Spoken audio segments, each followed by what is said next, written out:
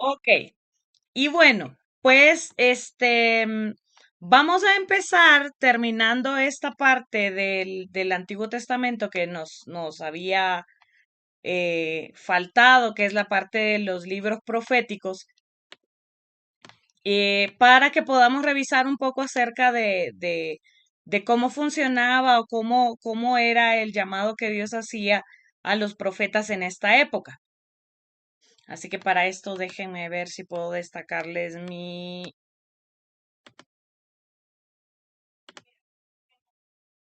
ahí para que puedan ver mejor lo que les voy a compartir. Y bueno, ya hemos recorrido una, una gran parte de la historia, bueno, casi toda la historia del Antiguo Testamento, en donde desde el Génesis vamos viendo cómo el propósito de Dios y el plan salvífico de Dios, el plan redentor de Dios para la humanidad se va desarrollando en diferentes facetas, en diferentes momentos, pese al mismo pueblo al que Dios tenía que salvar, pese a sus rebeldías, pese a las quejas. Y entonces llegamos a un punto del Antiguo Testamento que no es un periodo aislado de la historia que ya vimos, sino más bien es parte de la historia que ya estudiamos, que es esta parte de la profecía, pero que no está desligada de los periodos que ya hemos venido estudiando. Entonces, para hablar un poquito acerca de esto, tenemos que iniciar preguntándonos qué es un profeta, cuál era la función del profeta en el Antiguo Testamento, qué trabajo especial tenía. Y es que cuando nosotros revisamos la historia del Antiguo Testamento, y pues como ya hemos visto en muchos episodios, la gente del pueblo de Israel y en su momento el reino del norte y el reino del sur desarrollaron esta inconformidad con el plan que Dios tenía para ellos y constantemente se estaban quejando. En su momento pues dijeron, no, no queremos que Dios nos gobierne, queremos un rey que nos gobierne. Y surge el tema de los reyes, en su momento estuvieron los jueces, pero los profetas, de una u otra forma, empezando con Elías, que aunque a Elías no lo vamos a incluir dentro de todo el ministerio profético que vamos a ver ahora mismo con los libros proféticos, Elías desarrolló un trabajo profético, Samuel desarrolló un trabajo profético, Eliseo desarrolló un trabajo profético. ¿Por qué? Porque Dios a lo largo de la historia siempre ha tenido el deseo de comunicarse con el pueblo, siempre ha tenido el deseo de tener esta relación cercana con sus hijos. Y aunque el profetismo del Antiguo Testamento es un poco diferente al profetismo que nosotros encontramos hoy en día en la época del Espíritu Santo, pues el deseo siempre ha sido el mismo y es el que Dios tenga contacto con su pueblo. Recordemos que en el Antiguo Testamento la gente no tenía el Espíritu Santo para poder escuchar a Dios directamente desde su corazón, hablando, sino más bien para que la gente pudiera tener acceso a Dios, requería de un intermediario siempre. Afortunadamente, encontramos personajes en el Antiguo Testamento que pudieron tocar de tal manera el corazón de Dios que esta regla se rompía. Casos, por ejemplo, como los que les mencionaba del profeta Samuel, casos como el de Elías, el de Eliseo, casos como el del mismo Moisés, que la palabra dice que hablaba Moisés cara a cara con el Señor como quien habla con su compañero, dice el texto. Entonces, en el caso de Abraham, a quien Dios le habló también de diferentes formas, es decir, que de una u otra manera Dios siempre ha buscado las estrategias para tener contacto con nosotros, con sus hijos, con su pueblo. Y en el tiempo en el que vivimos actualmente no es diferente. A pesar de que es el Espíritu Santo quien nos enseña todas las cosas, como dice Juan, siempre el trabajo del profeta va a ser el mismo, acercarnos a Dios, acercarnos al plan de Dios, acercarnos al propósito de Dios. y pueden haber algunas diferencias bien marcadas en cuanto al profetismo del Antiguo Testamento con el profetismo del Nuevo Testamento. Como por ejemplo, en el Antiguo Testamento la persona se dedicaba exclusivamente al trabajo profético. Es decir, Dios le llamaba y tenía que apartarse completamente para dedicarse a ese trabajo exclusivo al que Dios le había llamado. Hoy en día nosotros podemos ver que Dios puede darnos un don de profecía, pero nosotros seguimos haciendo los diferentes trabajos ministeriales o trabajos seculares, trabajos de diferente índole. Tenemos el trabajo en la familia. En cambio, en aquella época el profeta su trabajo era exclusivamente dedicarse a lo que Dios le pedía que se dedicara, ¿no? Que era ir y dar un mensaje. Es más, a muchos de ellos el Señor les pidió cosas un tanto locas, como en el caso de Oseas, por ejemplo, que le pide que vaya y se case con una prostituta. Eh, en el caso de Ezequiel, que Dios le dice, te voy a matar a tu esposa, voy a quitarte el deleite de tus ojos. Vemos cómo muchos de ellos quizás tuvieron que dejar de lado su vida familiar por cumplir con este primer mandato de Dios que era el ministerio profético. Sin embargo, hoy en día para Dios ese no es ningún tipo de impedimento. El Señor nos puede usar en una palabra profética, en el don de profecía, y seguimos siendo maestros, pastores, ministros, estudiantes, padres de familia, trabajadores. Es decir, en ese aspecto sí es diferente. ¿Por qué? Porque hoy en día la gente tiene al Espíritu Santo, a quien le puede hablar. El don profético hoy en día es un papel como de apoyo, no es un rol protagónico como el que había en el Antiguo Testamento, en donde era la única persona que podía escuchar a Dios. Hoy en día todos nosotros deberíamos escuchar a Dios. Y déjenme ahondar un poquito en esta parte. Yo sé que hoy en día tenemos como esta duda de alguna manera en cuanto al don del ministerio profético. ¿Por qué? Porque hemos tenido muchos charlatanes, diríamos, ¿no? Que se hacen pasar por profetas y pues la verdad es que no lo son.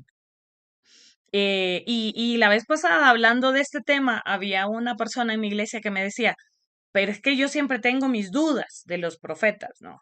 Em, y la verdad es que sí, nos ha generado cierta desconfianza, como cierto escepticismo, si realmente la persona estará hablando de parte de Dios o no.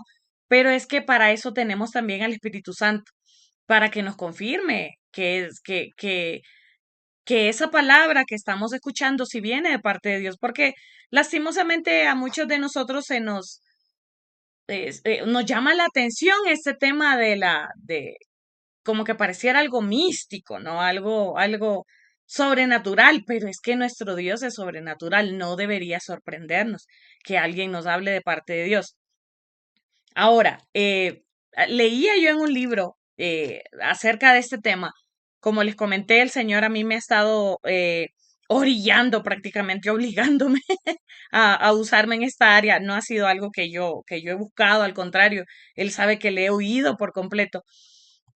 Pero a raíz de una palabra que Dios me dio el año pasado, justamente sobre esto, realmente ya llegó al punto donde Dios ya me jaló las orejas por callar. Y entonces empecé a estudiar, empecé a leer mucho sobre este tema y llegó un punto en donde hubo una de las lecturas que me impactó en gran manera. Y es que el autor dice, se nos hace tan fácil creerle a alguien cuando dice que el diablo me tentó y el diablo me dijo esto y el diablo me dijo el otro. Y no tenemos dudas de que el diablo habla hoy en día. Pero cuando una persona dice Dios me dijo, será cierto, será verdad esto, uy, hay que saber discernirlo, y entonces el diablo nos ha robado en muchos aspectos, creo yo, el creer en este don. Y el libro de Amós, si no me equivoco, cuando dice que ruge el Señor como en el monte de Sión, también dice que debemos creer a los profetas para que seamos edificados y seamos fortalecidos. Entonces, Dios de alguna manera ha querido comunicarse con su pueblo, pero siempre ha estado este escepticismo de parte del pueblo para creerse realmente lo que la persona enviada por Dios está diciéndonos. Y ahí es donde viene el juicio de parte de Dios, ¿no? Cuántas veces a Jeremías lo castigaron, lo hicieron pedazos. ¿Por qué? Porque la gente no quería escuchar el mensaje que había. Entonces, el profetismo del Antiguo Testamento tiene sus diferencias con el de nuestra época, pero al mismo tiempo el sentir de Dios sigue siendo el mismo. Y es querer hablar con nosotros, es querer comunicarse con nosotros. Y aunque el Espíritu Santo es el que viene y nos convence de pecado, de justicia y de juicio, hay muchas personas que no quieren escuchar al Espíritu Santo. Hay muchas personas que se rehúsan a escuchar la voz de Dios y que muchas veces, como fue en mi caso, que Dios tiene que venir y traer a un profeta para darnos y decirnos, ya te dije esto. Y es como un tipo de confirmación, ¿no? No necesariamente porque estemos en un tipo de pecado, sino simplemente porque tal vez Dios nos ha venido diciendo algo de una forma privada y el profeta nos lo dice de forma más pública, como para que entendamos finalmente que es Dios el que nos ha estado inquietando. Hermana Marlene, buenas noches. Perdone, pastora, buenas noches otra vez más. ¿Cómo se llama el libro? Porque me, me interesa leerlo, porque hay muchas dudas que a veces yo tengo acerca de eso y no que dude, porque la verdad no dudo, porque siempre que él ha usado a alguien para hablarme, las cosas, por ejemplo, me suceden, Se cumple, se cumplen, sí. sí. Y a veces él me ha usado a mí para dar, para hablarle a alguien, pero a Ujú, veces yo lloro y le digo que, porque da mucho miedo, porque sí, yo tengo miedo porque son cosas que son muy peligrosas, o no sé ni cómo decirle, es pero delicado, sí. Y varias veces me ha usado, porque pues, ¿verdad? Uno nomás es un instrumento en sus manos. sí. Siempre han habido confirmación. O sea, la persona está esperando eso. Y pero yo cuando estoy, cuando uno está pues hablando con él y yo le digo, cuando está uno hablando, yo le digo, Señor, eres tú, hazme saber que eres tú el que me está poniendo esto, que eres tú. Y, y hay veces que al fin lo tengo que decir, ¿verdad? Y la persona estaba esperando eso. Pero es algo como que para si ese libro está ahí como para yo orientarme y tener, como estarse, o sea, ¿cómo me explico, pastor? Como tener la certeza y no dudar, Sí, porque a veces las personas están esperando eso, pero mi miedo es que sea yo mi persona y no sea él. sí. Y es bien común, creo yo, que en todos los dones nos sucede esto. En todos los dones. Por ejemplo, el don de sanidades. El Señor nos manda a orar por un enfermo. Y ya empezamos con la duda, Señor, pero será, y si oro y no se sana la persona, voy a quedar en vergüenza. Y entonces, yo tuve la bendición de escribir un libro acerca de la manifestación de los dones espirituales. Y, y justamente yo traté de exponer el por qué muchas veces los dones sobrenaturales del Espíritu Santo no se manifiestan y la causa número uno es el temor. Porque todos tenemos miedo, todos. ¿Por qué? Porque es algo sobrenatural, no es algo... Si fuera natural y lógico, pues no pasa nada, no lo hacemos, no pasa nada. Si el Señor nos dice, ve y ayuna, ayunamos, porque es algo que ya lo manejamos. Pero lo sobrenatural requiere de una fe sobrenatural. Y yo le entiendo perfectamente porque yo he estado en ese proceso. Le voy a compartir los libros que yo he estado leyendo, porque ya me he leído algunos sobre Gracias, esto. pastor. Le voy a Gracias, compartir por si le gracias. sirven y le ayudan. A Okay. mí me han ayudado muchísimo, me han ayudado mucho. Y Y porque a aún veces así, también, perdón, sí, a veces no, uno también no tiene como, a veces no tengo a quién ir y preguntar. O sea, sí tengo mis pastores, pero es algo como que a veces me da hasta un poquito de temor. sin embargo, Entonces, yo le puedo decir lo mismo que el Señor me dijo a mí. Fui yo el que te llamó. Y el Señor me lo dijo ya con jalada de orejas y todo, porque yo me he venido haciendo la loca. O sea, yo realmente, y es lo que usted dice, muchas veces no se habla de cada uno de los dones de una forma profunda. Pues si Dios me llamó a un tipo de don, pues bueno, en el camino uno va aprendiendo, ¿no? Pero ujú, hay otros que sí dan como, no porque sean unos mejores que otros, sino porque pues hay tanta duda con respecto a la profecía, hay tanto charlatán, como les digo, que ya llega un punto donde si Dios levanta a uno de verdad, pues ya causa duda. Y yo he tenido desde hace muchos años esto, en donde yo veo las cosas, Dios me da una palabra para alguien y me muestra una imagen sí, clarísima. Y yo podría hasta dibujar lo que Dios a mí me muestra. Gracias a Dios ahora con la inteligencia artificial uno ya puede tener una ayudita, ¿no? Para esto, pero desde hace muchos años a mí Dios me venía hablando y yo no sabía qué era el don de profecía.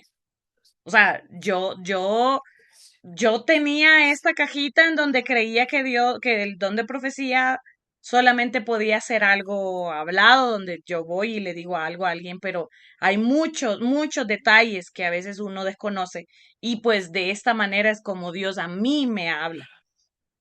Y tuve que informarme, leer mucho para comprender, para ir entendiendo y decir, ah, caramba, sí, esto es lo que me pasa a mí y aprender sobre. Y yo le dije, ok, sí, Señor, ¿tú me quieres usar en esto? Ok, está bien, no me voy a resistir más, no voy a ser más desobediente, pero me voy a preparar. Voy a leer, voy a estudiar, voy a aprender para hacerlo bien. Como cuando Dios me llamó para ser maestra, igual me preparé, estudié, aprendí, me llamó para ser pastora, igual me preparé, estudié, aprendí. Lo mismo con cada faceta en donde Dios nos va a usar. Ustedes están aquí porque aceptaron el llamado de Dios para ustedes. Y en muchas ocasiones Dios los va a brillar a especializarse en algún área, quizá por un tiempo, porque el ministerio es dinámico. Quizá hubo una época donde yo me considero una adoradora, es uno de los ministerios que más amo, pero no voy a ser eternamente, o sea, adoradora voy a ser siempre, ¿no? Pero no me voy a enfocar eternamente en este ministerio. Dios evoluciona y nos hace evolucionar a nosotros en el ministerio. Entonces, ustedes están aquí porque le dijeron, Señor, ok, me estás orillando a servirte, voy a hacerlo bien. Y por eso estamos aquí. Entonces, así mismo sucede en todos los ministerios. Entonces, le voy a subir al Classroom por si a alguien más le sirve, ¿sí? El libro bueno, los libros que me he estado leyendo porque sí han sido algunos. gracias, pastor. Ok, entonces, en cuanto a ese profetismo del Antiguo Testamento y el Nuevo, el deseo de Dios sigue siendo el mismo. Y esto a mí me conmueve porque a pesar del Espíritu Santo, Dios podría haber dicho, miren, ¿saben qué? Ya tienen al Espíritu Santo. Si no me quieren escuchar es su problema. Pero aún así, manda pastores, profetas, maestros, evangelistas, es decir, el complemento que somos como iglesia, como bien dice Corintios, no todos podemos ser ojo, no todos podemos ser mano, no todos podemos ser pie, pero el propósito va a ser el mismo, que seamos una iglesia fortalecida que pueda tener una comunión con el Padre. Entonces, el profetismo tanto del Antiguo Testamento como del Nuevo Testamento tiene el mismo propósito, tener una comunión con Dios y tener una comunión con el Padre. Ahora, cuando vemos ¿qué significa la palabra profeta en hebreo? Es la palabra naví. Y yo les había hablado de la película esta de Avatar. Ustedes recuerdan que así se llaman justo el pueblo de los Avatar se llaman el pueblo Naví. ¿Por qué? Porque yo les había comentado que de una forma James Cameron, que es el productor de la película, por ser judío, introduce algunos elementos un tanto bíblicos y judíos también en las películas y me llamaba mucho la atención esto. ¿Qué significa la palabra Naví? En hebreo llamado o el que proclama. Y entonces los profetas vienen a ser no solo vaticinadores que se les llama, que son como los que ven el futuro, porque esto es lo que nosotros pensamos, que es exclusivamente de ver el futuro, casi como adivinos, pero no, es algo que Dios ha llamado a proclamar. Y también dentro de esta labor del llamado, hay una función particular que es dar el mensaje que Dios quiere darle al pueblo. Entonces, los profetas del Antiguo Testamento tenían que venir y decirle al pueblo de Dios lo que Dios les quería decir en un momento particular. Y ya vamos a ver un poquito más adelante que el mensaje de Dios también va cambiando a lo largo del tiempo. No siempre fue el mismo mensaje, sino que dependiendo del momento histórico en el que el pueblo se encontraba, Dios enviaba a sus profetas con un mensaje particular. Y pues la frase favorita, como vimos al inicio del curso, ¿no? Para saber si los libros eran canónicos o no, es así dice el Señor. ¿Por qué? Porque al final el profeta no viene por su propia cuenta, viene de parte del Señor. Entonces, cuando hablamos de la clasificación de los profetas, recordemos que nosotros durante muchos años se nos ha enseñado esta clasificación de los profetas mayores y los profetas menores. Esto no tiene nada que ver con la importancia del profeta o del contenido del libro, sino por el contenido. Esta fue una clasificación que hizo San Agustín de Hipona. Él fue el que se inventó esto, de poder hacer esta distinción. Y se llaman mayores por la extensión de sus escritos y no porque unos son más importantes que los otros, ¿sí? Eso es súper importante de añadir. Cuando ustedes ven cuáles son los profetas mayores, Isaías, Jeremías, Lamentaciones, Ezequiel y Daniel, son los libros proféticos más extensos. Isaías tiene 66 capítulos y como yo les mencionaba, se conoce como la Biblia en miniatura, ¿no? Tenemos estos libros proféticos que son más grandes, por decirlo de esta manera. El libro de Lamentaciones es el más corto de estos cinco, pero a diferencia de los profetas menores, por ejemplo, tenemos Abdías, que solamente tiene un capítulo, o dos, si no me equivoco, no recuerdo ahora mismo, pero que es súper cortito. Entonces, esta distinción es por el contenido, no por la importancia. No es porque, a diferencia de los jueces, que yo les hablaba de los jueces mayores y los jueces menores, los jueces mayores sí son como los más relevantes, los que en la historia hicieron algo mucho más, eh, que se dio a conocer mucho más que los otros que se llaman los jueces menores. En cambio, los profetas menores los tenemos desde Oseas hasta Malaquías. Son libros más cortos, pero que tienen un mensaje sumamente intenso y directo. Por ejemplo, vemos el caso del mismo libro de Oseas. Es un contenido, wow, que durante mucho tiempo, de hecho, se pensó que al profeta Oseas no necesariamente se le había mandado a casarse con la prostituta, sino que era alegórico, que era una metáfora. Pero no, o sea, él realmente tuvo que ir y amar a esta prostituta, porque eso era lo que Dios quería hacerle saber al pueblo. Y es que los profetas, lastimosamente, también eran el ejemplo, eran ay, Dios mío, el experimento de Dios para que el pueblo supiera cómo ellos estaban comportando con él. Por eso es que yo les mencionaba, cuando el Señor le dice a Ezequiel, voy a quitarte el deleite de tus ojos, para que Israel sienta también cómo yo le voy a quitar el deleite de sus ojos, que era el templo. Entonces, al final los profetas sufrieron mucho también. No era un trabajo tan sencillo. Eso creo yo que podría ser una gran diferencia eh, hoy en día también entre el profetismo del Antiguo Testamento con el del Nuevo. que los profetas del Antiguo Testamento, Dios mío, el Señor, yo sí creo que fue, eh, pensaría yo, hasta abusivo con ellos, ¿no? Por el mensaje que quería, eh, que los profetas transmitieran, tenían que vivir en carne propia lo que él estaba experimentando. Entonces sí fue como muy duro ese trabajo. Entonces, a diferencia de hoy en día, que pues como cada uno tiene el Espíritu Santo, se supone que debería entender si esto viene de parte de Dios. Y esa confirmación justo que dice la hermana Marlene, el hecho de que uno le da una palabra profética a una persona y esa persona tiene que entenderla. Por ejemplo, les voy a contar algo que me sucedió hace poco, que fue una experiencia medio loca y en la que yo le decía, no, señor, yo, y uno se pone en ese plan de no, yo no voy a hacer eso. Recuerdo que estábamos en un retiro con nuestro equipo de salmistas recientemente y entonces el Señor me muestra una imagen de un corazón de piedra. Yo veo clarísima el corazón de piedra. Y el Señor me dice que vaya y le diga a uno de nuestros líderes de alabanza, uno de mi equipo de alabanza, porque yo soy la líder del ministerio, que vaya y que le diga eso. O sea, pero yo digo, corazón de piedra, esta persona, un corazón de piedra, eso no es para él. O sea, yo no lo entendí de ninguna manera.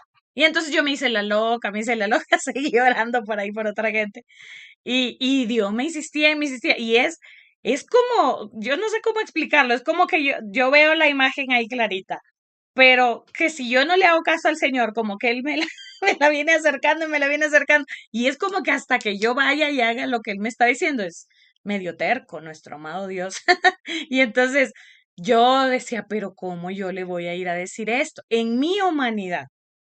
Yo decía, ¿cómo le voy a ir a decir esto? No tiene sentido, no tiene lógica. Yo siempre le he dicho, Señor, pero si es que esta es una palabra para esta persona, debería ser una palabra bonita, una palabra o desafiante, que yo entienda, pues, pero yo no entendía nada. Entonces yo me hice la loca, dije, no, no, no, y el Señor me perseguía y yo me movía de lugar y resulta que esta persona se iba a orar cerca de donde yo estaba. Finalmente yo dije, bueno, Señor, tú sabrás cómo acomodas tu palabra. Yo fui y apenas yo le puse la mano en el hombro al chico al que yo le tenía que dar la palabra, el Señor me muestra la otra parte, literalmente como yo podría decir era como un video y lo tengo tan clarito en mi mente. Yo veo como el corazón, el lado izquierdo del corazón, se queda como piedra, pero el resto del corazón empieza a tener venas y se empieza a hacer de carne y como yo veía hasta la sangre fluir por las venas, claramente. Entonces en ese momento yo le dije lo que el Señor le había mandado a decir, pero no le dije lo de la imagen, no le dije qué era lo que yo estaba viendo, solo le dije lo que Dios le mandaba a decir. Y bueno, pero yo dije, ah, caramba, o sea, fui obediente y el Señor me mostró lo otro y bueno, pero días después el Señor me dijo que no, que yo no había terminado de decirle que Él quería que yo le contara acerca de la imagen y que le dibujara la imagen. Entonces yo dije, bueno, y se nos pasaba el tiempo, se nos pasaba el tiempo y un día le dije, el Señor, ¿se acuerda la palabra que el Señor me dio? Tengo que decirle algo más. Y entonces allá él vino y me insistió y entonces yo le dibujé lo que yo vi y él lloraba y lloraba y yo no entendía a cabalidad lo que significaba, pero él lo entendió perfectamente y él me empezó a contar lo que significaba y yo dije, ah, caramba, yo no tenía idea de esto. Y él es un artista, él es pintor. Él hace unas obras maravillosas. Si ustedes ven de repente en mi Facebook algunas pinturas que tenemos como iglesia, él las hace. Y entonces él me dijo que quería hacer una pintura sobre esto. Y en ese momento el Señor me dijo, para esto te pedí que le dibujaras, porque el deseo de Dios era que él hiciera una pintura sobre esto y que fuera un testimonio para otras personas. Entonces, ¿qué les quiero decir con esto? Que muchas veces uno no va a entender en este don particular, cómo Dios se va a mover en la otra persona. Porque es que al final nosotros solo somos un canal. No somos los que damos el mensaje, los dueños del mensaje, solo somos un canal. Y al final Él se va a encargar de acomodar su palabra en el corazón de la persona que lo recibe. Y yo en ese momento como que me adueñé del mensaje porque no lo entendía. Y dije, no, no, no, yo no voy a ir, ¿cómo le voy a decir? Y yo no entiendo. Pero el Señor termina acomodando. Y en el caso de los profetas del Antiguo Testamento, yo encuentro eso, especialmente en Ezequiel, que no entendían. En Jeremías, cuando Jeremías le dice eh, que él se rebeló y que él no quería hablar. Y hay ese texto en donde Jeremías dice que él ya había decidido no ejercer este ministerio profético, pero que el Señor vino y lo obligó.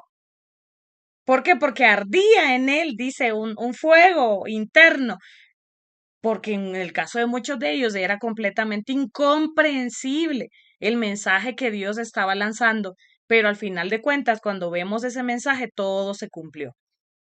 Entonces, aún en el caso de los profetas menores, fue un mensaje sumamente intenso. Ahora, cuando vemos ¿qué profeta estuvo en el momento histórico, como nosotros ya lo vimos en el periodo del exilio, el posexilio? ¿Cuáles de ellos estuvieron profetizando o ejerciendo su ministerio profético en cada una de estas etapas? En el periodo del preexilio, es decir, antes de que cayera el reino del norte y el reino del sur, es decir, al momento del reino dividido, tenemos en el norte, en el reino del norte, los profetas Amós, Oseas y Jonás. Cuando ustedes vean o lean o se acerquen a estos profetas, léanlos con este enfoque, sabiendo que ellos le están hablando al reino del norte. ¿Por qué? Porque cuando ya tenemos nosotros esta información, ya sabemos, claro, es que los del reino del norte eh, se inventaron otro sacerdocio, los del reino del norte fueron sumamente idólatras, a diferencia del reino del sur, y vamos a poder entender un poquito mejor el mensaje. Por ejemplo, aquí tenemos a Oseas. Entonces entendemos por qué el mensaje de Oseas, cuando el Señor está diciendo que el pueblo de Israel era igual que una prostituta, y por eso le está mandando Oseas a que se case con una prostituta, entendemos por qué se lo está diciendo al reino del norte. ¿Por qué? Porque literalmente ellos se prostituyeron. Ellos empezaron a inventar cosas, inventar sacerdocios, inventar templos, inventarse estrategias de cómo iban a adorar a Dios. Se inventaron su propia forma de adorar a Dios. Y entonces el Señor dice, no. En el caso de Jonás, por ejemplo, que aunque Jonás estaba en esta época, también a Jonás lo envían a predicar a Nínive, pero recordemos que Nínive era la capital de los asirios, quienes fueron los que invadieron el reino del norte. Entonces, cuando vemos esta información ya y entendemos quién profetizó en dónde, vamos a entender un poco mejor el mensaje. Igual, el profeta Amós, el famoso texto de Amós cuando dice, búsquenme y vivirán. Es este texto que Dios les está diciendo, búsquenme y entonces van a poder vivir y ya no van a tener juicio sobre ustedes. En el sur, en cambio, tenemos a Isaías, a Miqueas, a Jeremías, a Sofonías, a Habacuc, Nahum y Joel. En el caso de Habacuc, uno de mis pasajes favoritos es cuando dice, aunque no dé fruto, aunque no haya fruto que las higueras no den su fruto y no haya vino, con todo y esto yo me alegraré en el Señor. Es esos pasajes que nos llenan el corazón, ¿no? Porque son textos poderosos, los vamos a poder entender mucho mejor y vamos a poder apropiarnos de ellos si sabemos a quién se está dirigiendo. En el caso del periodo del exilio, ya cuando ellos están en Babilonia, Dios levanta a Ezequiel, como les comentaba la semana pasada, para poder desarrollar las sinagogas y levanta también a Daniel. Aunque Daniel em, desarrolló un ministerio profético, no necesariamente él era un profeta de tiempo completo, porque de hecho él tenía un trabajo en el palacio del rey.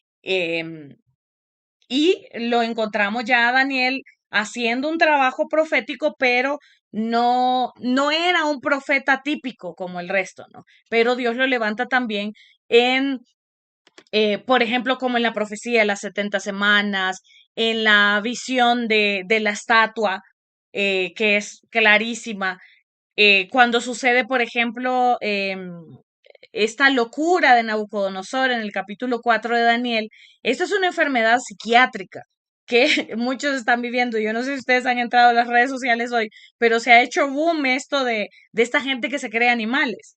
Y lo comparan con el rey Nabucodonosor, pero la verdad es que no necesariamente. La gente de hoy en día sí tiene trastornos psiquiátricos, pero yo creo que son diferentes. Eh, pero en este caso del rey Nabucodonosor, esto se llama licantropía, cuando la persona se cree un animal. De hecho, dice el texto bíblico que él se dejó crecer las uñas, comía hierba, tenía el pelo largo, era como una bestia, era como un animal, pero él realmente se lo creía. La gente de hoy en día no, pues usted cree, ellos dicen que se autoperciben animales, pero bien que se van a sentar a comer a la mesa comidita normal, no van a ir al veterinario, no van a dejarse poner vacunas de esas, no, o sea, la gente realmente, la locura de la gente de nuestra época es diferente, pero en esta época y sí existe en muchos casos la licantropía. Y entonces tenemos a este profeta Daniel que sí tiene un ministerio profético escatológico. Ezequiel también. Hay capítulos del libro de Ezequiel que son sumamente escatológicos, que tienen que ver con acontecimientos futuros.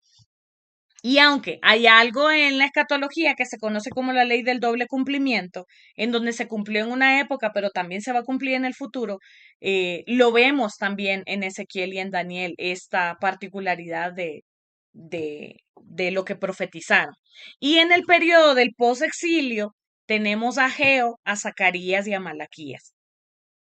Estos profetas que fueron los que les tocó hablarle a esta generación luego de que estaban regresando a Jerusalén. De esta manera, entonces nosotros vamos a poder entender el mensaje que también ellos están profetizando, ¿no? Que es un mensaje para esta gente que ya había regresado de la experiencia del exilio y que estaban tratando de reorganizar su vida. Y aquí es donde viene el famoso texto de Malaquías del tema del diezmo y de todo esto. ¿Sí? ¿Por qué? Porque están tratando de volver a traer las ofrendas al templo. ¿Por qué? Porque ellos no se habían acostumbrado a esto. ¿Por qué? Porque ya recordemos que no había templo. Para esta época ya se está reinaugurando el templo. Y entonces cuando lo vemos a la luz de esta información, los libros proféticos van a cobrar un significado diferente para nosotros. Ahora, les hice este cuadrito para tener una imagen un poco más, em, una vista panorámica. Del contexto del preexilio, la situación política ya eran los reinos, ya al dividirse el reino. Sí, ya el reino del norte, el reino del sur. El mensaje clave aquí era arrepentimiento o juicio. Si se arrepienten, no va a venir juicio, pero si ustedes no se arrepienten, va a venir el juicio de Dios. El juicio a través de Asiria, que fueron los que invadieron Israel, y el juicio a través de Babilonia para el reino del sur. Y los profetas más destacados, no los únicos, pero los más destacados en esta época, podemos encontrarnos a Isaías, Jeremías, Amós y Oseas. En cambio, en el periodo del exilio, la situación política ya era el cautiverio y el mensaje aquí cambia. Ya no era un mensaje de arrepentimiento o de juicio. El mensaje de Ezequiel y de Daniel era consuelo y resaltar la soberanía de Dios en medio de lo que ellos estaban viviendo.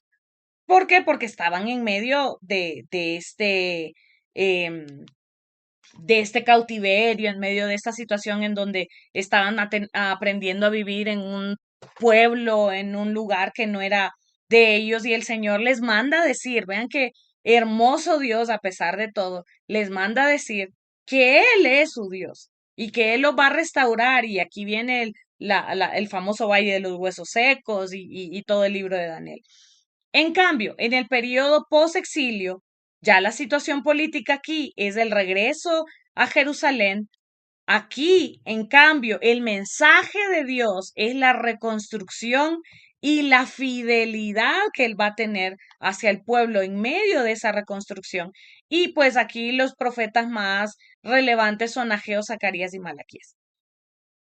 Entonces, eh, a través del mensaje de los profetas, nosotros encontramos cómo Dios tiene cuidado de su pueblo y que el mensaje de Dios va a cambiar dependiendo de nuestra condición también, de nuestra condición espiritual.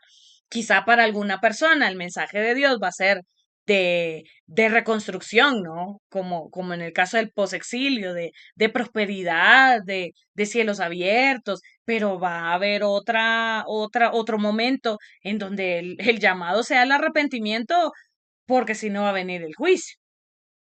¿Por qué? Porque no siempre el mensaje profético va a ser el mismo. Es más, el mensaje profético, según el Nuevo Testamento, tiene que llevar consolación, edificación y exhortación. Son los tres elementos que lleva el mensaje profético: consolación, exhortación y edificación. Entonces, eso en nuestra época, pero en aquella época sí dependía básicamente del estado en el que el pueblo de Israel estuviera. Ahora, quiero que veamos un poquito acerca de cuál es la diferencia entre los profetas y los sacerdotes, porque pues ambos tuvieron una relevancia en el Antiguo Testamento. Pero ¿cuál es la diferencia entre los profetas y los sacerdotes? Primero tenemos que hablar del llamamiento de ellos, el llamado. Dios llamaba y ungía a los profetas uno a uno. En cambio, los sacerdotes eran nombrados porque eran descendientes de los levitas. Los profetas podían ser de cualquier tribu. En cambio, los sacerdotes sí tenían que ser levitas obligatoriamente, excepto del caso de Samuel. Pero el llamado que Dios les hacía a los profetas sí era individual, era muy similar a lo de los jueces, sí, que no era algo heredado, sino era un llamado personal. No es que se moría un profeta y el hijo se quedaba como profeta, no, sino que era un llamado personal, así como hoy en día, que es completamente individual. Y en cuanto al oficio de ellos, hay una gran diferencia. Los profetas eran representantes de Dios ante el pueblo, es decir, venían de parte de Dios para dar un mensaje al pueblo. En cambio, los sacerdotes eran los representantes del pueblo ante Dios. Y esas podrían ser como las dos funciones o dos distinciones más importantes de los profetas y los sacerdotes. Por eso era que se necesitaban ambos. El profeta podía venir delante del pueblo y decir, así dice el Señor, pero el sacerdote venía delante de Dios a ofrecer un sacrificio porque el pueblo estaba arrepentido, porque el pueblo quería traer una ofrenda de acción de gracias. Es decir, el mensaje era del pueblo hacia Dios y no de Dios hacia el pueblo, como el caso de los profetas. ¿Sí? Entonces, básicamente, esa era la gran diferencia entre uno y otro. Ok, entonces, con esto terminamos oficialmente el Antiguo Testamento, ¿sí? Hemos dado un recorrido, pues que sí ha sido desafiante porque hemos visto muchísimos años de historia, a pesar del tiempo, hemos podido ver, creo yo, lo más importante, aunque hay muchos detalles que de repente sí se nos van quedando por ahí, pero creo yo que sí hemos podido ver lo más relevante, lo más importante. Perdónenme, se me va la imagen porque voy a abrir otra presentación, para poder hablar del periodo intertestamentario. Pero hasta aquí terminamos con los 39 libros del Antiguo Testamento para poder enfocarnos de una forma breve, pero sí quiero compartir esto porque sí me parece que es importante. Muchas veces escuchamos hablar nosotros de algunos de los datos que vamos a compartir ahora mismo del periodo intertestamentario y hemos escuchado que se habla de esto, pero a veces no sabemos exactamente a qué se refiere. Entonces, el periodo intertestamentario usted lo va a escuchar o lo va a reconocer muchas veces porque se habla solamente del PI. A veces usted va a escuchar que se habla de Antiguo Testamento, PI y Nuevo Testamento. Y pues es justamente el periodo intertestamentario o los 400 años de silencio o entre los dos testamentos, qué sé yo. Tiene varios nombres, pero el contenido histórico es exactamente el mismo. ¿Y a qué se refiere el periodo intertestamentario? Es el fascinante puente, y tenemos que llamarlo puente porque es lo que une, no lo que divide, sino lo que une a el libro de Malaquías y el nacimiento de Jesús. No es la división necesariamente del Antiguo Testamento y del Nuevo Testamento, sino más bien ese periodo de 400 años de historia que nos hace entender por qué Jesús nació en la época que nació. También se le puede llamar los años de silencio, los 400 años de silencio, porque no hubo profetas canónicos, ya lo vimos el primer día, pero fue un periodo de una actividad política, cultural, religiosa, de verdad frenética. Hubo muchísima historia en esta época y la mayor relevancia del PI es que preparó el escenario para el nacimiento de Jesús.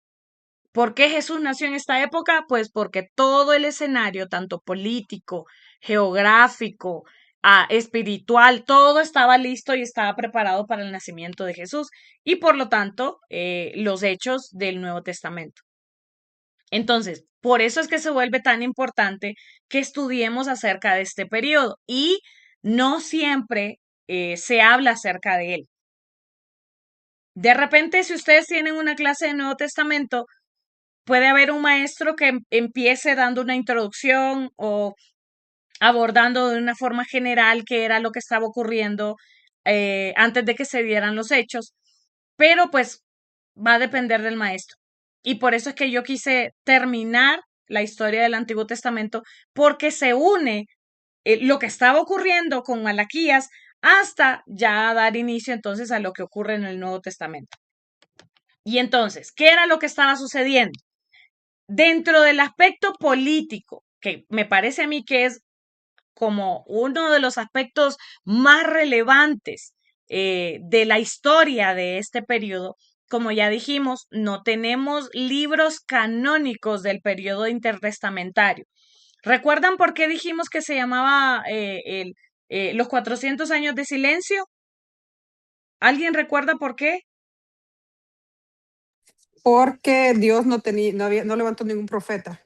Exacto, porque no habían profetas de parte de Dios. Pero no es que no pasó nada, no es que eran 400 años de silencio porque no pasó nada.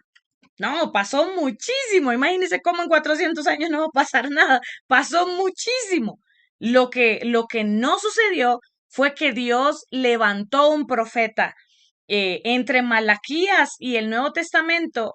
El nuevo profeta que se levantó en el Nuevo Testamento fue justamente Juan el Bautista. Entonces, no tuvimos otro profeta en este tiempo, pero sí hubo personas que se levantaron y que yo podría decir que Dios usó, como el caso de los macabeos, que ya lo vamos a ver ahorita en un ratito. Entonces, una de las cosas más importantes a nivel político que sucedió en esta época fue el cambio de los imperios.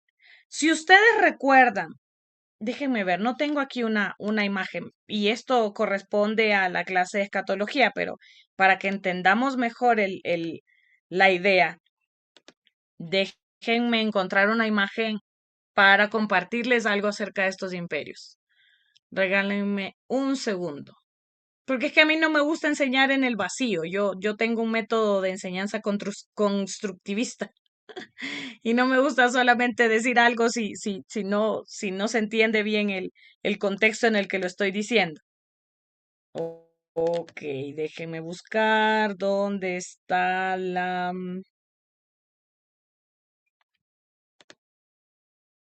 la estatua de Nabucodonosor. ¿Qué sigo tener por aquí? ¿Dónde?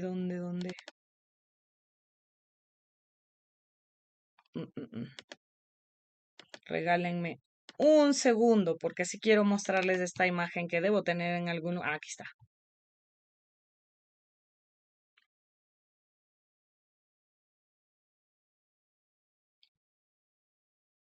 Aquí está. La famosa imagen de la estatua que vio Nabucodonosor. No es que la hizo, él la soñó. Y siempre hablamos de la estatua de Nabucodonosor, pero no fue él ni el que la hizo ni el que se la inventó, sino fue él el que la vio. Déjenme, les comparto. Ok, tenemos esta famosa estatua, ¿sí? La estatua con la que soñó Nabucodonosor y que Dios usa a Daniel para poder explicarla. Esto en la clase de escatología, cuando yo les dé escatología, se lo voy a explicar a más detalle, pero quiero explicarles esto para tener el contexto y entender bien de lo que estamos hablando aquí.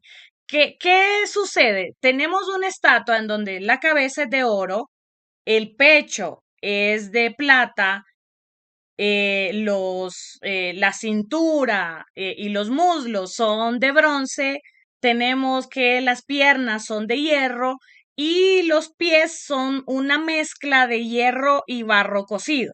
Esta fue la imagen el sueño que tiene Nabucodonosor y lo encontramos en el libro de Daniel.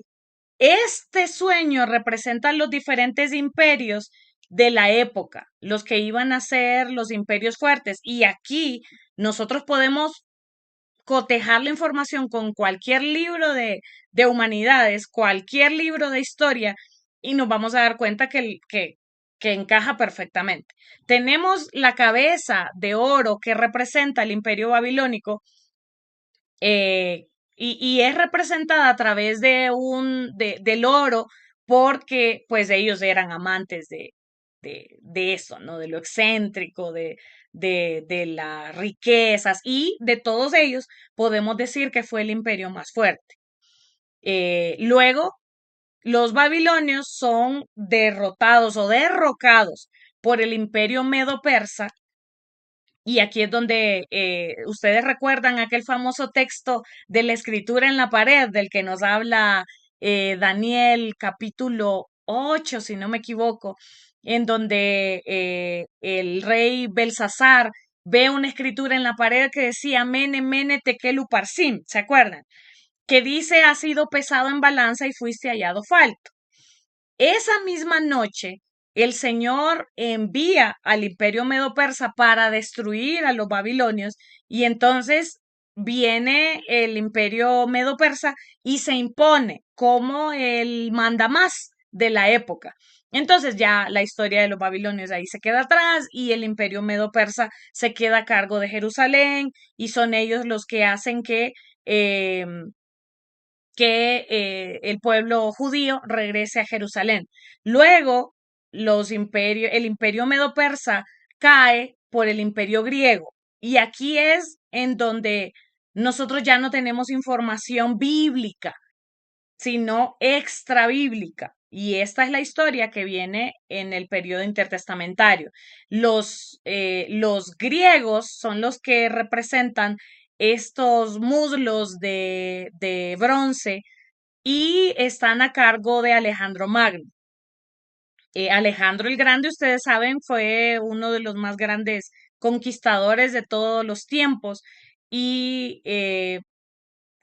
está simbólicamente representado en la Biblia a través de esta imagen y también la imagen de las cuatro bestias, que también se habla en el libro de Daniel, el león, el oso, el leopardo. Recuerdan que hay una imagen también, esto lo vamos a ver a cabalidad en la clase de escatología, y de una forma muy interesante, el leopardo tiene cuatro cabezas, y ya vamos a ver por qué.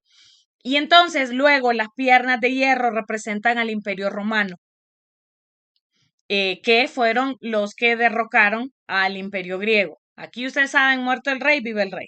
Y los pies con la mezcla de hierro con barro cocido representan al imperio del anticristo, que entonces es aquí en donde viene ya el cumplimiento escatológico. Y la imagen, la visión que tiene el rey Nabucodonosor termina con una pequeña piedrecita que dice que es lanzada y es arrojada a los pies y toda la estatua se viene abajo. Esta piedra representa el imperio de Cristo en la tierra, que va a ser el que derribe a todos los otros imperios. Entonces, habiendo dicho esto, ahora sí les puedo hablar de esta información, porque nos encontramos con esta parte de la historia. Déjenme activar esto de nuevo.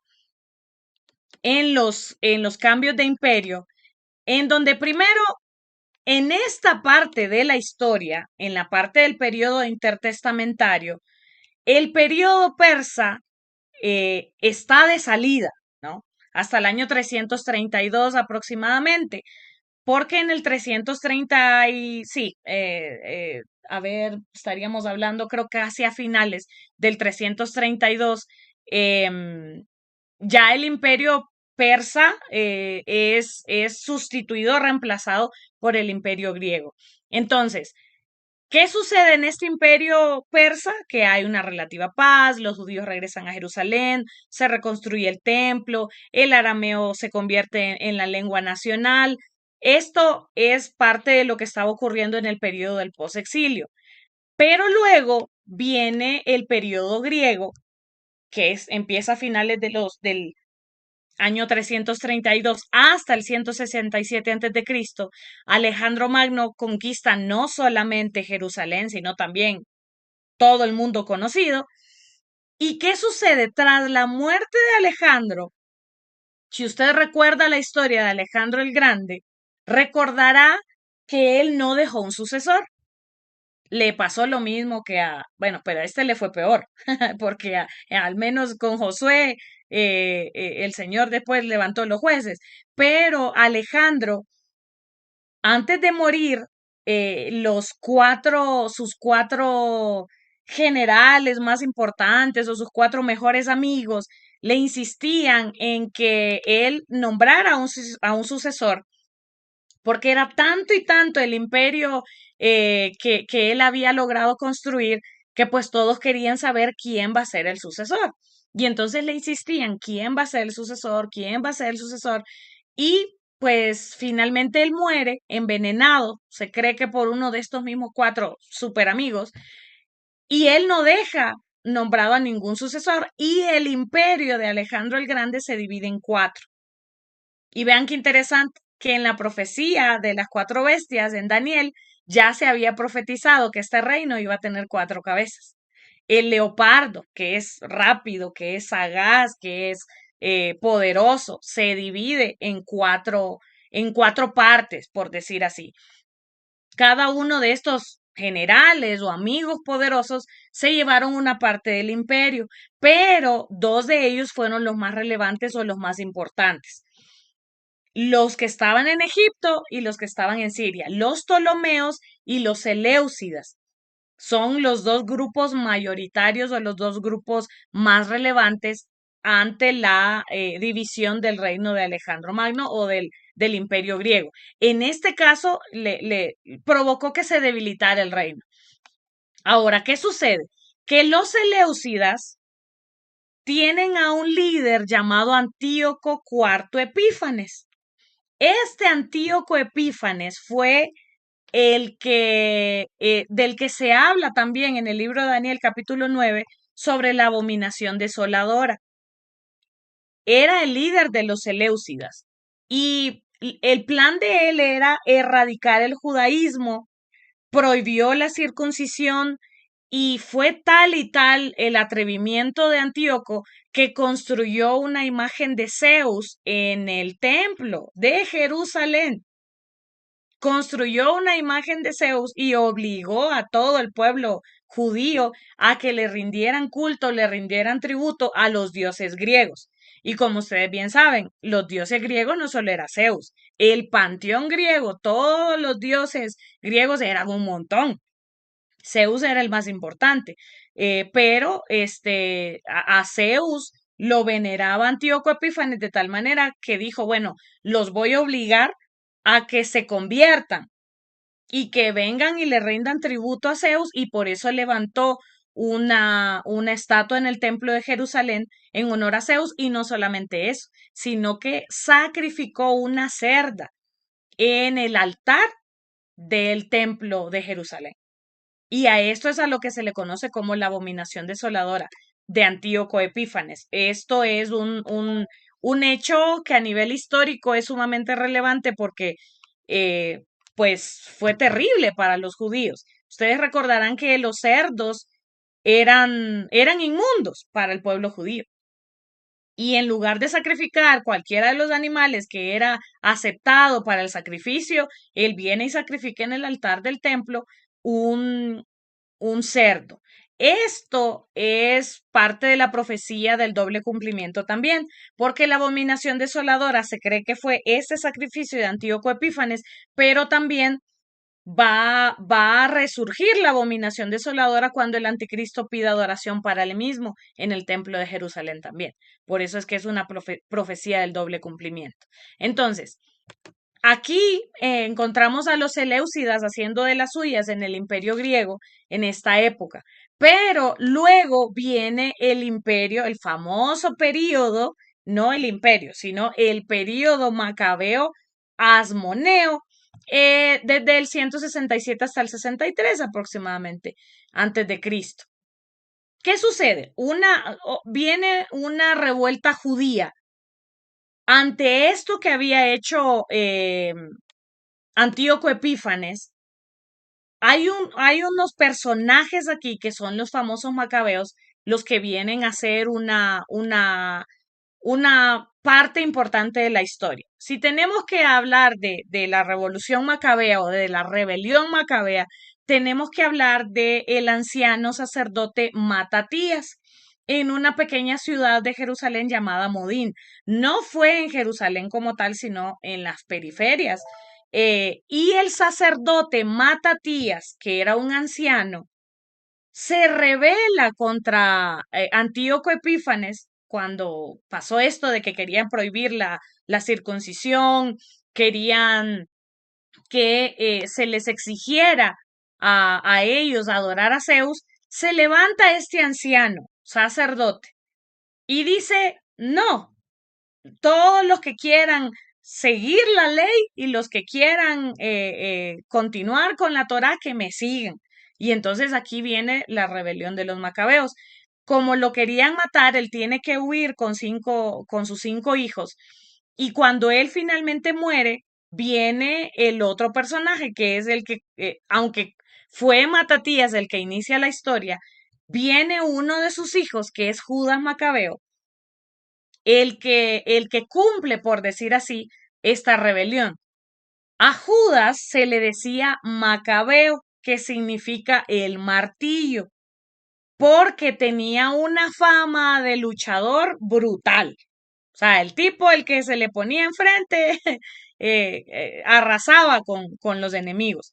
Y de ahí viene el famoso nombre de los macabeos. ¿Por qué? Porque eran los que seguían a Judas Macabeo, se hicieron llamar los macabeos, así como los cristianos, que eran los que seguían a Cristo. Así de la misma forma, entonces, se popularizó este nombre de los macabeos.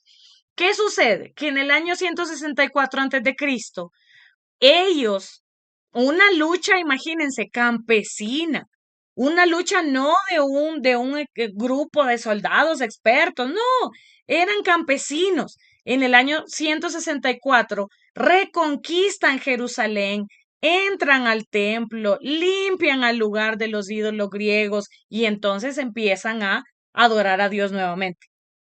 Por eso es que el papel de los macabeos se vuelve tan importante y nosotros podemos encontrar esta historia en el libro de los macabeos. Estos libros, aunque son apócrifos para nosotros, sí vamos a encontrar una buena información histórica de este periodo. Y aquí es donde surge la famosa fiesta de las luces llamada Hanukkah para los judíos, que no sé si ustedes han escuchado hablar del Hanukkah, que se celebra justamente el 25 de diciembre.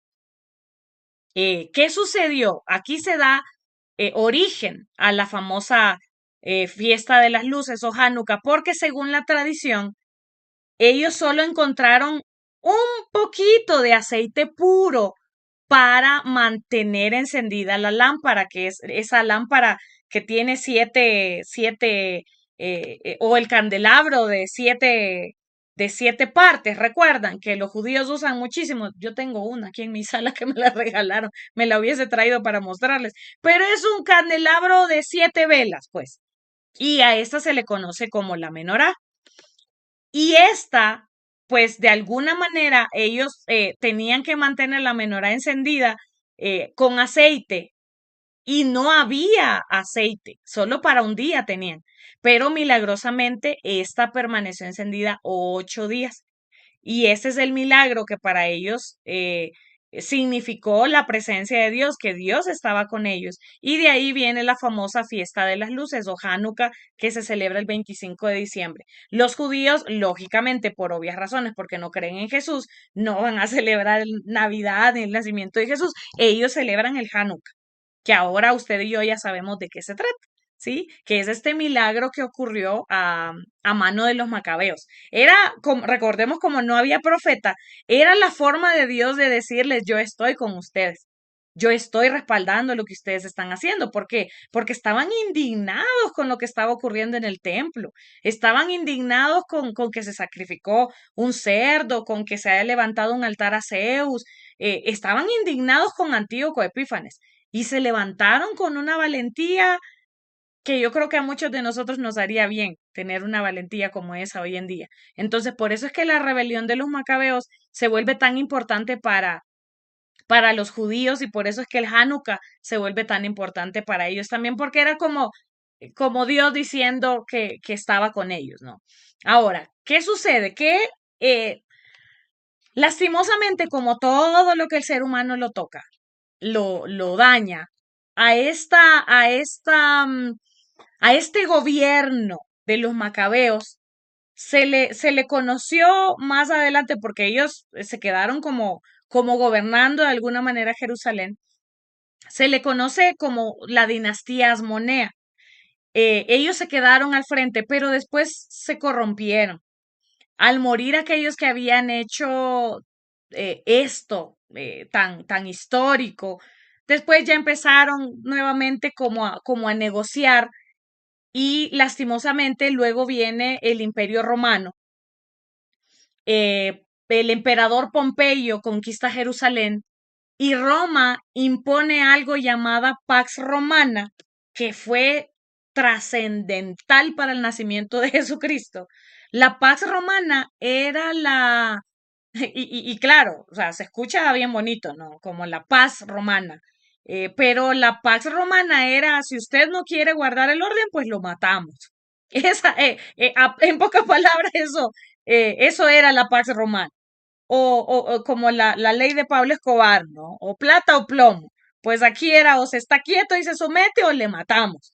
Esa era la Pax Romana, pero ayudó a que los caminos fueran seguros, a que la gente se pudiera mantener en orden, a que hubiese orden de alguna manera. Los romanos pues derrocan a los griegos y son ellos los que construyen carreteras. Y Herodes el Grande, recordemos que Herodes era griego. A Herodes el Grande lo dejan como un rey vasallo, o sea, como de lo mejorcito que habían dejado los griegos para mantener el orden y para mantener esa pax romana, lo dejan a él, peor uno conocido que un nuevo por conocer, lo dejan a él a cargo para que mantenga el orden, pero bajo el Imperio Romano. Había un griego gobernando judíos a cargo de los romanos. Imagínense qué relajo político y social y cultural había ahí.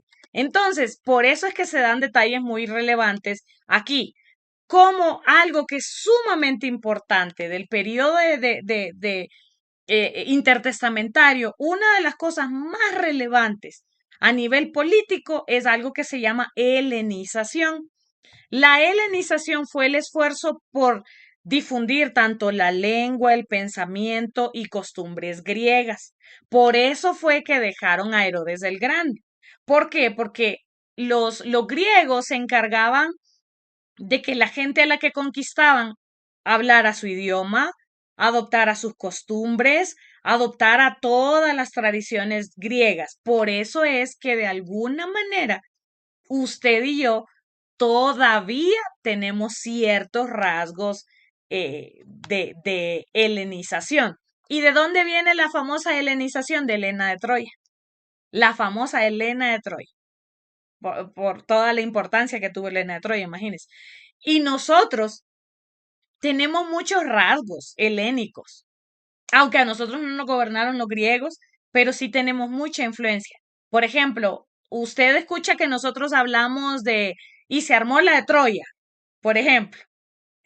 Decimos frases como en la manzana de la discordia y usamos frases que son de la mitología griega, que tienen que ver con la historia griega. La manzana de la discordia viene de la historia de la manzana de Eris, que allá en el Olimpo, en una de esas fiestas de los dioses, eh, Eris, una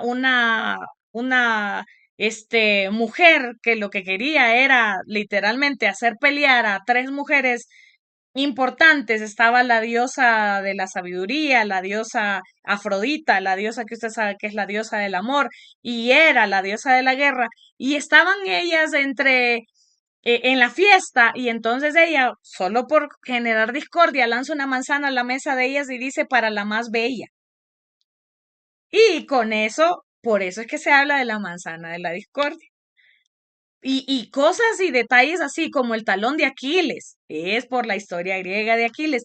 Un montón de detalles que nosotros tenemos y usamos en nuestra sociedad hoy en día que tienen que ver con la cultura griega, parte del idioma también. El alfa y el omega tiene que ver con el griego, que era la lengua de la época. Entonces, de una u otra forma, nosotros también nos helenizaron. Pero la helenización fue como el factor más importante de la época del periodo intertestamentario. ¿Por qué? Porque el idioma, que era el griego koiné era la lengua común, ¿sí? Habían diferentes tipos de griego, había un griego que era un poquito más refinado, pero el griego koiné era la lengua más común y esta se convirtió en la lengua del pueblo y permitió que más tarde el evangelio se extendiera por todo el imperio. Es en griego koiné que está escrito el Nuevo Testamento. Si no hubiese sido por esta helenización, la palabra no se hubiese difundido de la manera en la que se difundió.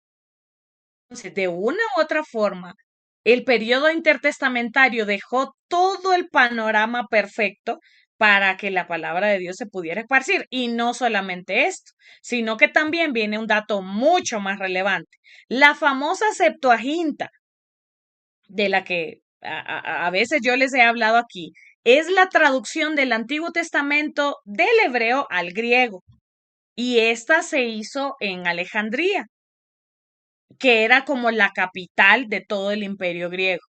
Y esta Septuaginta fue la Biblia, o si es que podemos usar ese término Biblia, que utilizaron los apóstoles y los escritores del Nuevo Testamento.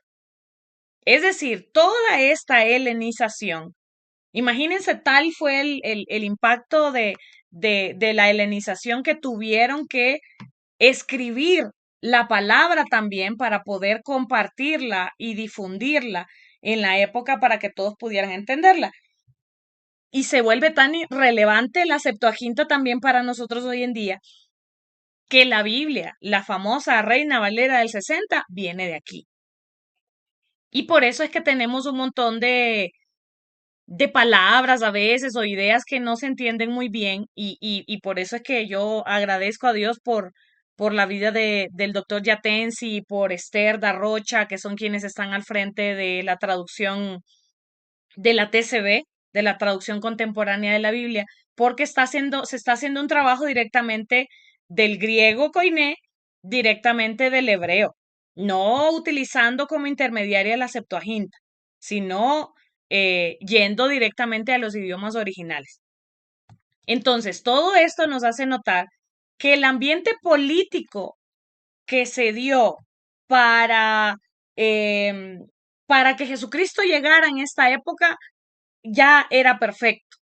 Había una paz garantizada para que él pudiera venir y recorrer las calles, ya habían carreteras que se habían inventado los mismos romanos, había un ambiente global, había un tipo de globalización a través de los griegos que habían logrado desarrollar para que el mensaje se pudiera compartir. Por eso es que cuando se habla de los judíos de la diáspora, los judíos que tuvieron que esparcirse a raíz de la muerte de Esteban por ser perseguidos, ellos pudieron recorrer lugares de una forma más rápida y efectiva para poder llegar a otras personas con un mismo idioma y poder compartir la palabra, que es una de las grandes desventajas que tenemos hoy en día cuando llegan nuestros misioneros, por ejemplo, al norte de África, donde está la zona menos evangelizada del mundo que no hablan el idioma. En cambio, en esta época, pues todos hablaban el griego koiné y eso permitió que la palabra se pudiera esparcir de una forma más dinámica. Ahora, en cuanto a religión, ¿qué sucede? Se dieron diferentes sectas judías, diferentes grupos que a raíz de los macabeos, pues comenzaron cada uno a velar por su propio bienestar para ver quién quedaba mejor con los líderes de turno. Y entonces se dan algunas de estas sectas más famosas, los fariseos, los esenios y los celotes. Habían más en la época, pero estos digamos que podríamos decir que fueron como los más relevantes de la época. Cuando hablamos de los fariseos, los famosos fariseos, surgieron directamente de los macabeos, como los separados, ¿no? Porque ya ellos ya no estaban de acuerdo con la corrupción que había en la época.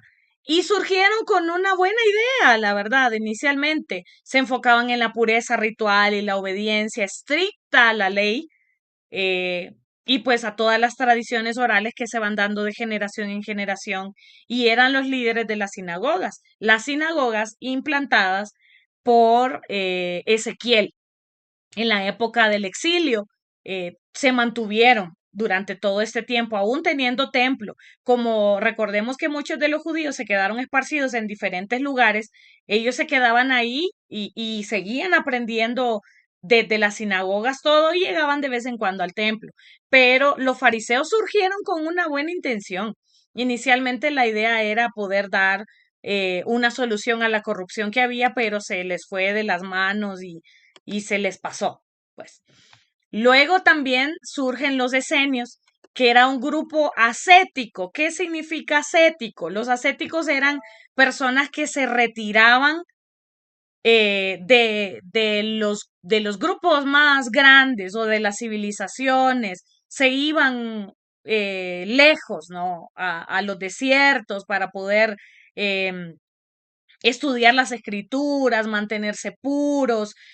¿Por qué? Porque los esenios creían pues que ya iba a ser el fin del mundo y así como han surgido muchas sectas también.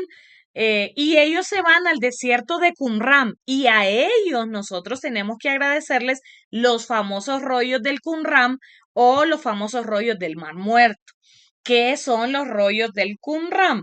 Son recordemos que pues en aquella época no había fotocopiadoras, no podíamos mandarnos por email la información, tenían que haber copias de la Torá. Y ellos tenían copias de la Torá y fue lo que se encontró eh, no recuerdo ahora mismo en qué año fue, pero los rollos más antiguos de la Torá que se han encontrado fueron esos. Y son los que nos han hecho nosotros tener un aprendizaje y un conocimiento de cómo era la lengua en aquella época, de algunos datos, por ejemplo, que hemos mantenido de forma equivocada. Esto no es una clase de escatología, pero está muy ligado. Por ejemplo, no les quiero causar una crisis de fe, pero en la clase de escatología les voy a enseñar que el número de la bestia no es el 666 como se ha creído. En los rollos del Qumran se encontró un papiro, que es el papiro 115, se le conoce como papiro 115, que es lo más antiguo que nosotros podemos tener. ¿Por qué? Porque esta gente le sacaba copia a todo, ¿no? A todos los documentos que se fueron escribiendo a lo largo de la historia del cristianismo, ellos también iban teniendo copias. Y pues se encontró que el libro de Apocalipsis, en los rollos más antiguos que se han encontrado, no aparece el número 666. ¿Cuál es el número? Va a tener que venir a la clase de escatología.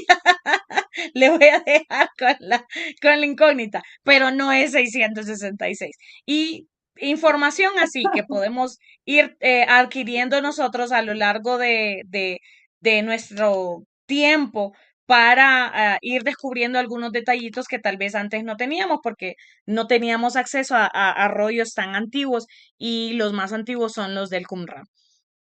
Y también tenemos a los celotes. Los celotes eran revolucionarios nacionalistas de la época, pues su intención básicamente era derrocar a Roma a través de la fuerza militar.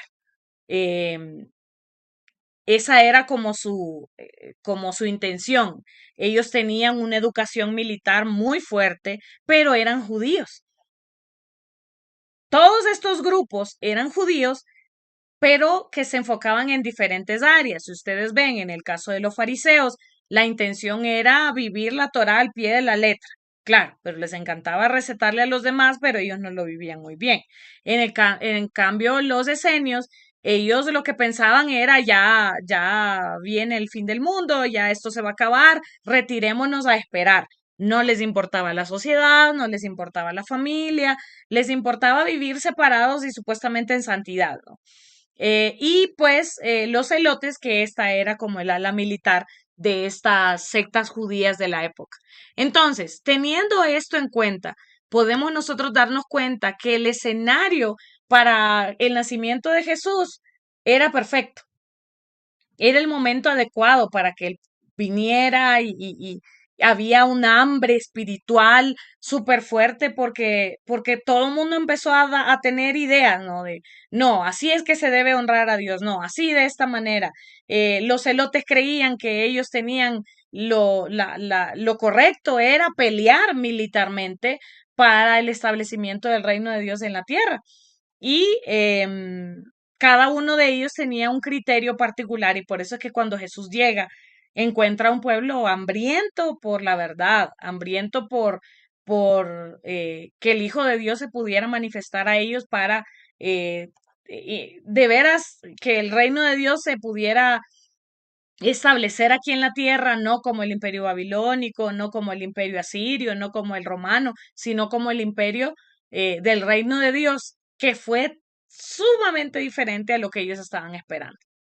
No fue con armas, no fue con yéndose al desierto, sino con un método sumamente distinto.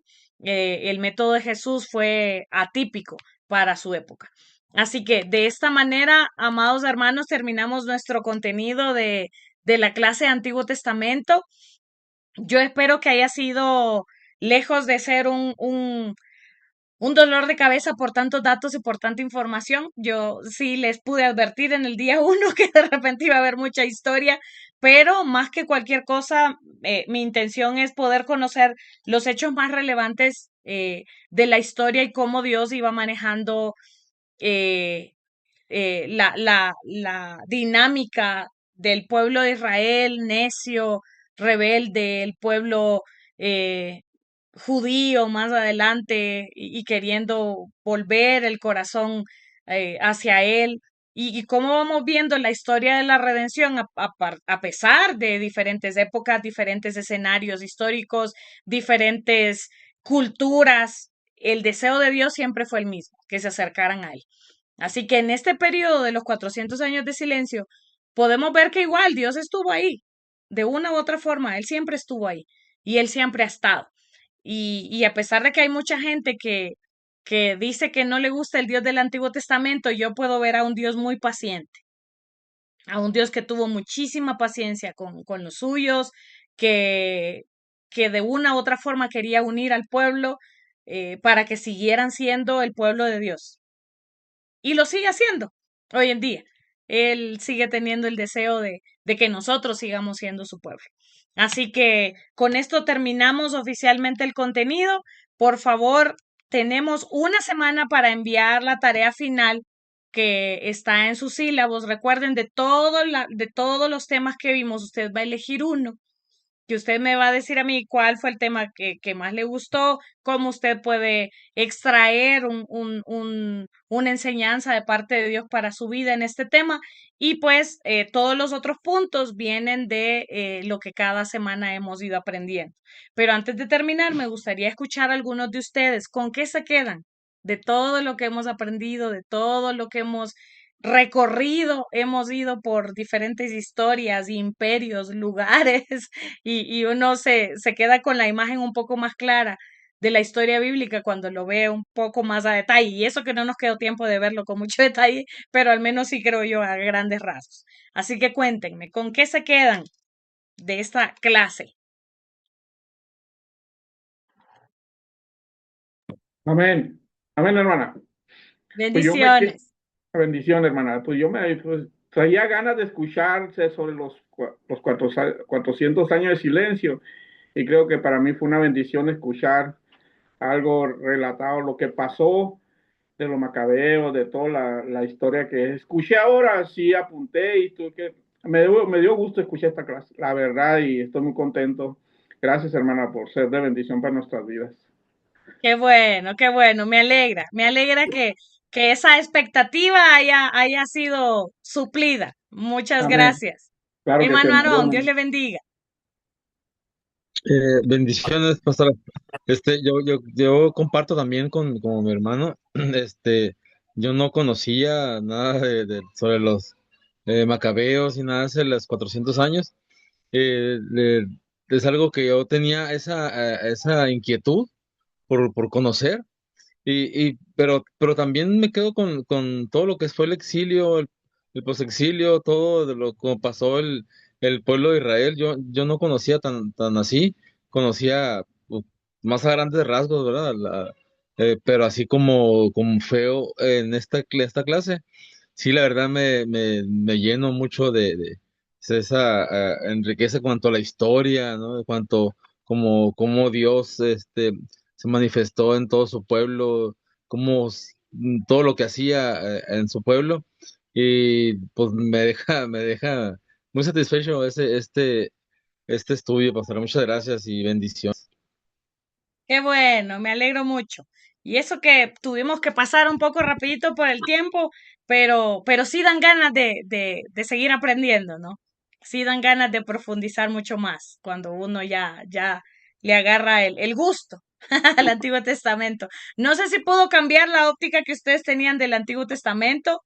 Si de repente alguno de ustedes dice, ay, no, a mí no me gustaba el Antiguo Testamento y ahora sí me gusta, eso me gustaría saberlo. Porque yo amo el Antiguo Testamento y eso sería bueno. Hermana Marlene, buenas noches. Sí, buenas noches, pastora.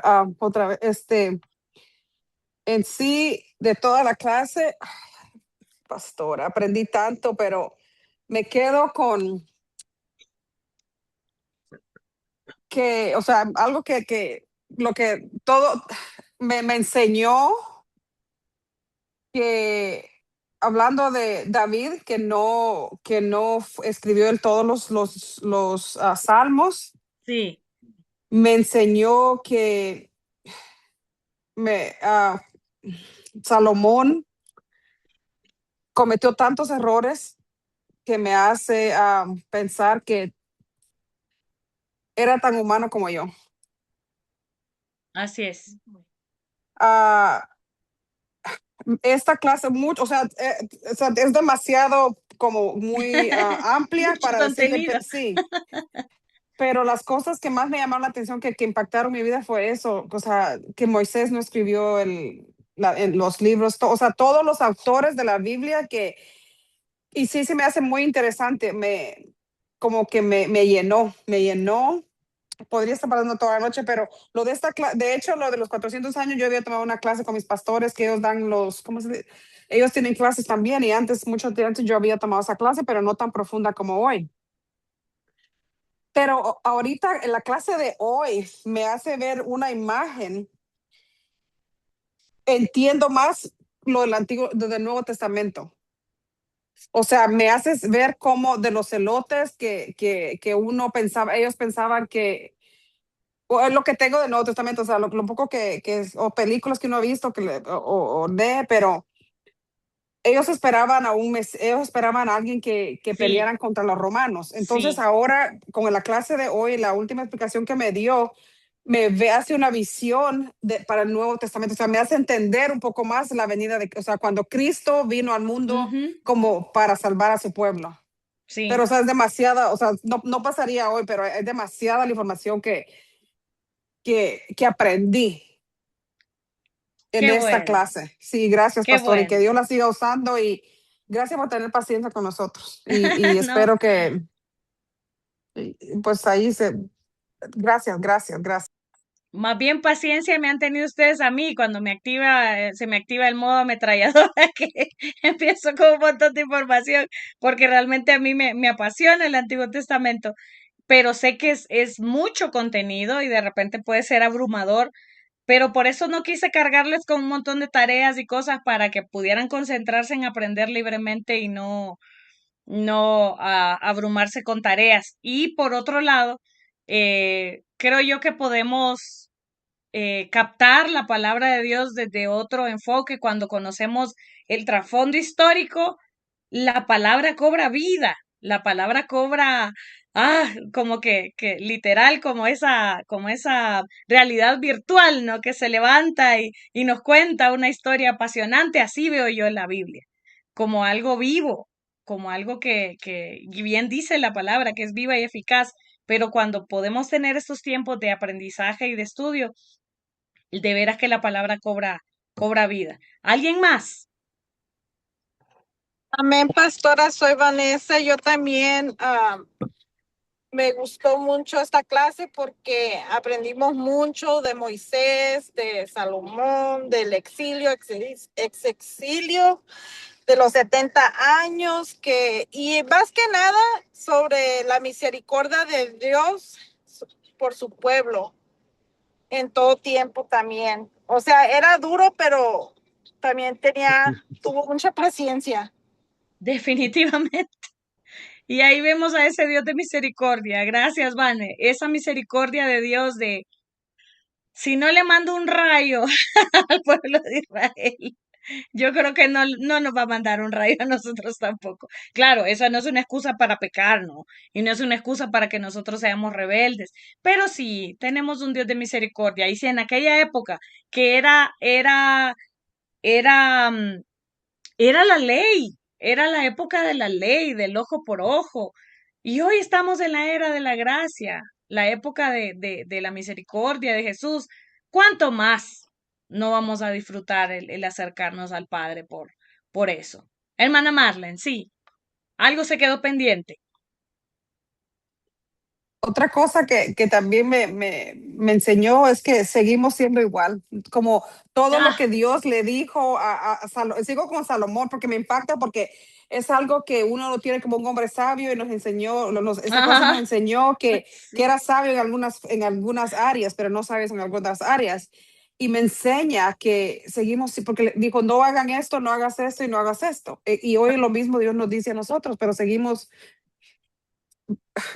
no me gusta decir seguimos porque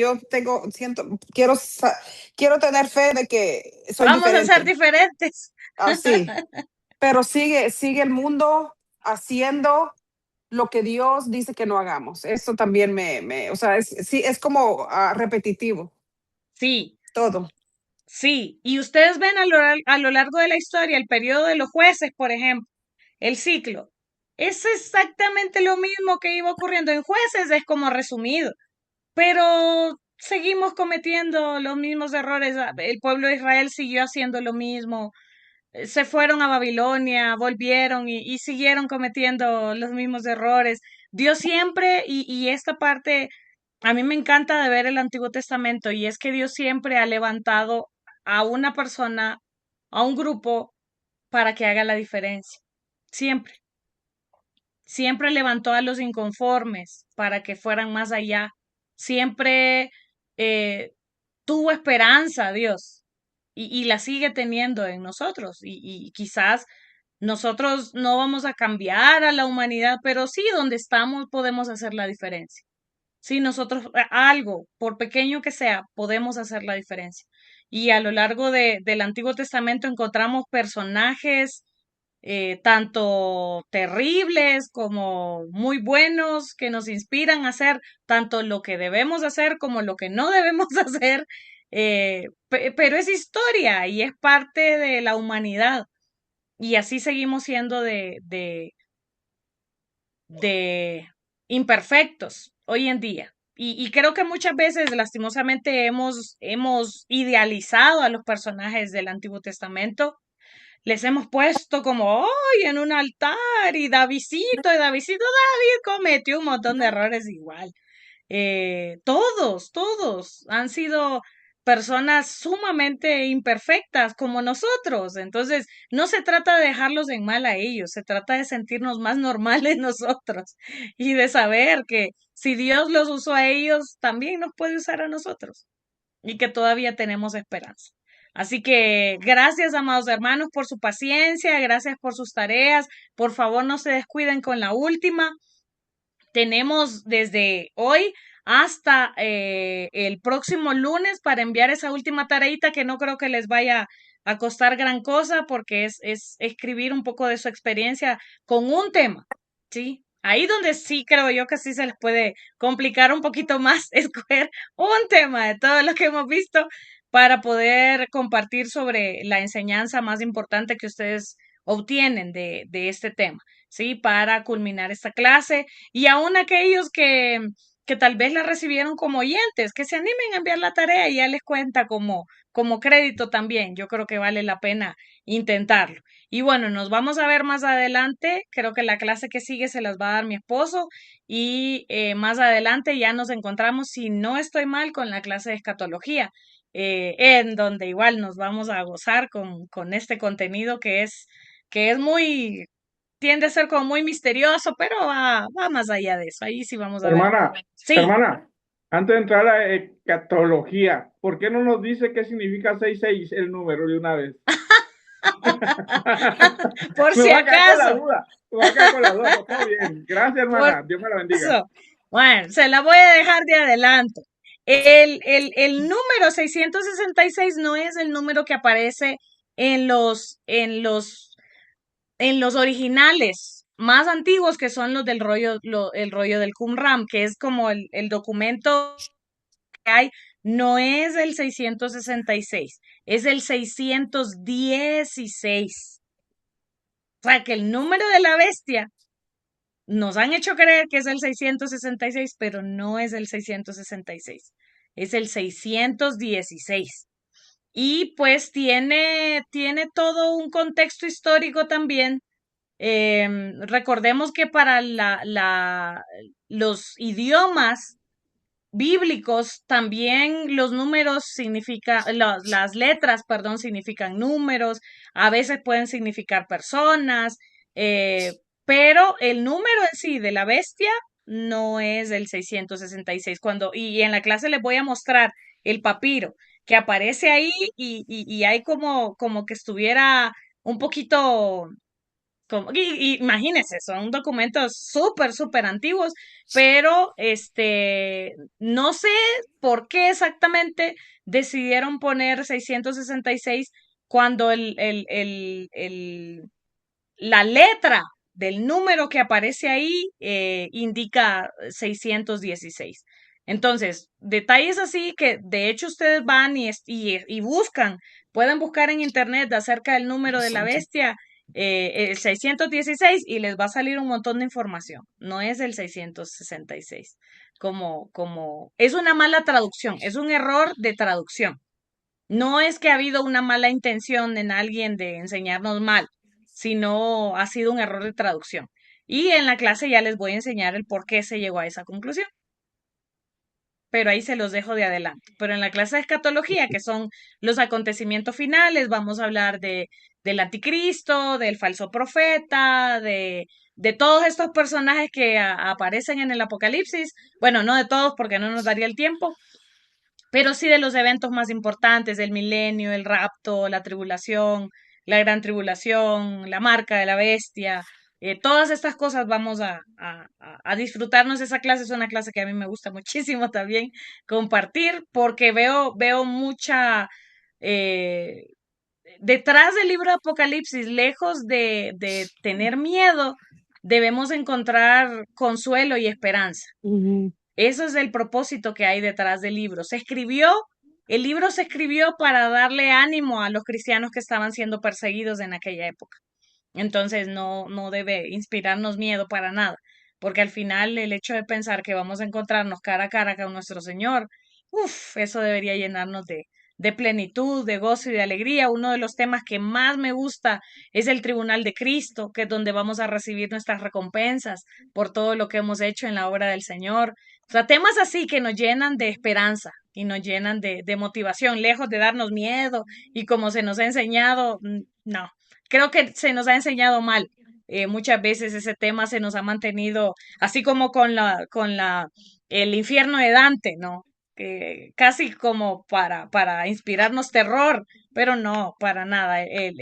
La escatología no tiene ese fin, sino más bien el acercarnos más al Señor. Así que bueno, vamos a orar, que el Señor nos bendiga y que ustedes todo esto que hemos aprendido sea de bendición. Yo siempre he dicho, el conocimiento, el aprendizaje no es para ir y humillar al que no sabe, no es para ir a hacer de menos, es que usted no sabe lo que yo sé, sino más bien para poder servir y para poder ser de bendición. El aprendizaje nos hace darnos cuenta, y perdón la expresión, lo ignorantes que podemos llegar a ser. Tanto que nos hace falta por aprender. Yo le digo a mi esposo, yo siento que no me va a alcanzar la vida para leerme todos los libros que quiero leerme, todo lo que quiero aprender. Y aunque lleguemos a saber mucho de un tema, siempre nos va a hacer falta aprender de otro. Pero lo bueno es que para eso somos el cuerpo de Cristo, para poder complementarnos los unos a los otros.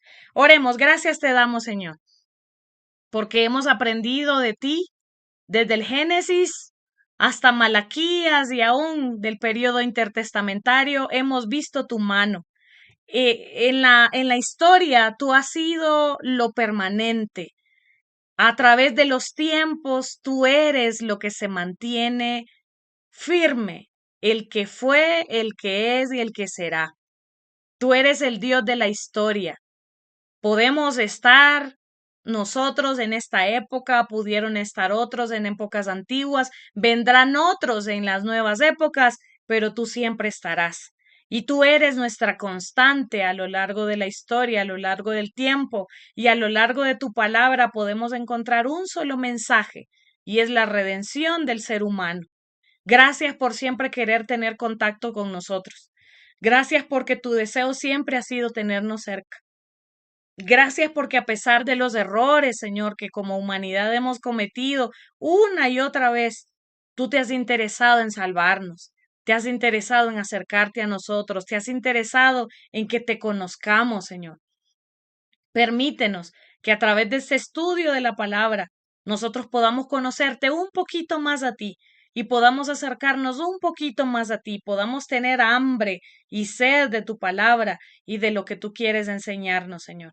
Bendícenos, o yo te pido que bendigas la vida de cada uno de mis hermanos, que bendiga su caminar, Señor, que le sigas dando fortaleza para continuar con este camino de aprendizaje, que le sigas ayudando, Señor, proveyendo recursos, proveyendo fuerzas, proveyendo inteligencia, proveyendo, Señor, el tiempo, la dedicación y todo lo que se necesita para que ellos sigan adelante con este proyecto de aprendizaje. Bendíceles, bendíceles en sus ministerios, en sus trabajos, en su día a día, Señor, en lo que hacen para ti. Bendícenos, Señor amado. En tus manos estamos y te damos gracias por todo. En el nombre de Jesús. Amén. Amén. Que el Señor les bendiga, amados hermanos. Nos vemos más adelante. Un abrazo a todos. Amén. Bendiciones a Bendiciones. todos. Bendiciones para todos. Bendiciones, hermana.